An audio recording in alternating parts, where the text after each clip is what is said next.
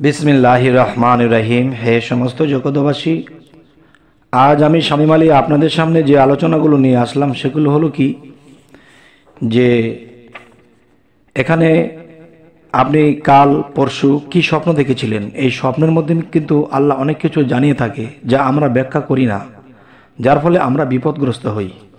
আর আল্লাহকে যদি বলি, আল্লাহও কিন্তু আমাদেরকে বলবে যে আমি তোমাদেরকে স্বপ্নের মাধ্যমে সাবধান করেছিলাম, তোমরা সাবধান হওনি। তাই আমি আজ আপনাদের সামনে কিছু আলোচনা তুলে ধরব যে শরীরের অঙ্গ প্রত্যঙ্গ কম্পনের তদবির। শরীরের অঙ্গ প্রত্যঙ্গ তো দেখা যায় অনেক সময় কম্পন করে, কাঁপে। তো এই জিনিসগুলোর মধ্যে আমাদের কিছু বোঝার আছে। আমাদের শরীরের বিভিন্ন স্থান সময় সময় কম্পন বা নৃত্য করে থাকে, তাকে হরকতে বদন বা অঙ্গ স্পন্দন বলে। দেহ যন্ত্রের এবং স্বয়ংক্রিয় নৃত্য নিরর্থক নয়, বরং এর মধ্যে আল্লাহ পাকের মহান উদ্দেশ্য নিহিত আছে। এগুলো সম্বন্ধে ভালোরূপে অভিজ্ঞতা থাকলে বহু মঙ্গল অমঙ্গল বিষয় পূর্বান্তে অবগত হয়ে মানুষ সে বিষয়ে সাবধানতা অবলম্বন করার সুযোগ পায়। অবশ্যই আপনারা খেয়াল করে শুনবেন। মাথার তালু চুলকালে তখন আপনি এটি কি বুঝবেন? মাথার তালু যদি চুলকায় তাহলে আপনি এটি কি বুঝবেন? মান সম্মান লাভ করবে বা সমাজে নেতৃত্ব লাভ করবে। এবার আসি, মাথার ডান অংশ চুলকালে মনের বাসনা পূর্ণ অথবা প্রিয়জনের সাক্ষাৎ লাভ ঘটবে। আচ্ছা, এবার আসি, মাথার বাম অংশ চুলকালে শান্তি লাভ হবে। মাথার নিচের দিক চুলকালে মান সম্মানের হানি হবে। এবার কপালের ডান অংশ চুলকালে সুখ শান্তি লাভ হবে। নাকের বাম অংশ চুলকালে ঝগড়া বিবাদ হবে।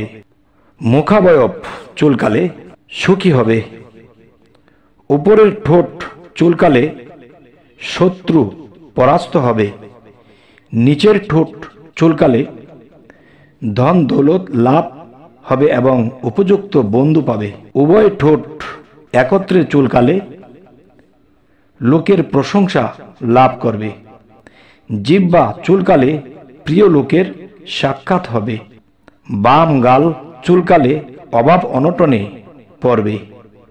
ডান কান চুলকালে নেতৃত্ব বা মান সম্মান লাভ করবে। বাম কান চুলকালে ওয়ারিশি সম্পত্তি লাভ করবে। উভয় কান একত্রে চুলকালে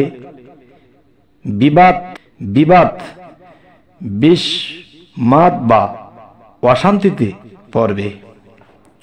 এবার আসি, ঘাড়ের ডান অংশ চুলকালে মান সম্মান লাভ হবে।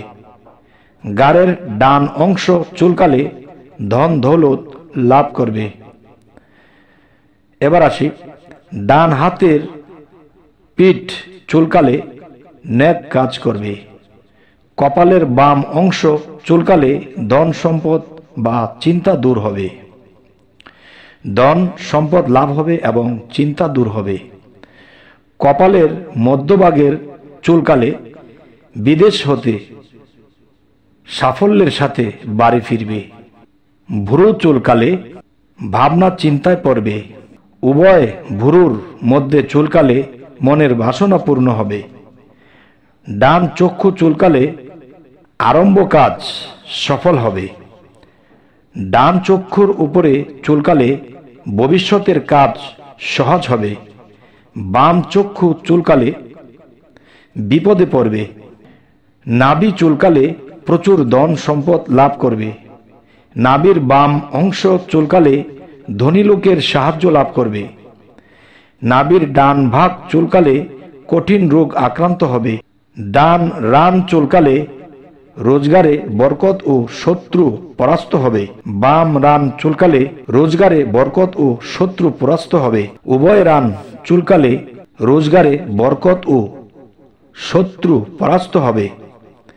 লজ্জাস্থান চুলকালে পদচ্যুতি বা অপমানিত হবে। ডান হাঁটু চুলকালে সুখ শান্তি লাভ করবে। বাম হাঁটু চুলকালে শত্রুতার প্রাপ্তি ঘটবে। ডান পায়ের গিরা চুলকালে রুজিতে বরকত হবে। ডান পায়ের পিঠ চুলকালে সুখ শান্তি লাভ করবে।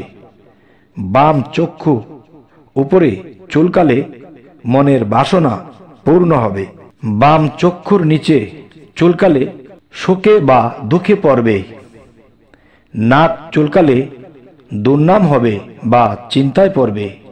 নাকের ডান অংশ চুলকালে বিবাদ বিশদভাবে হয়ে শান্তি স্থাপিত হবে। ডান হাতের তালু চুলকালে টাকা আসবে। ডান হাতের বাজু চুলকালে চিন্তায় পড়বে। ডান হাতের বৃদ্ধাঙ্গুলি চুলকালে উন্নতি হবে।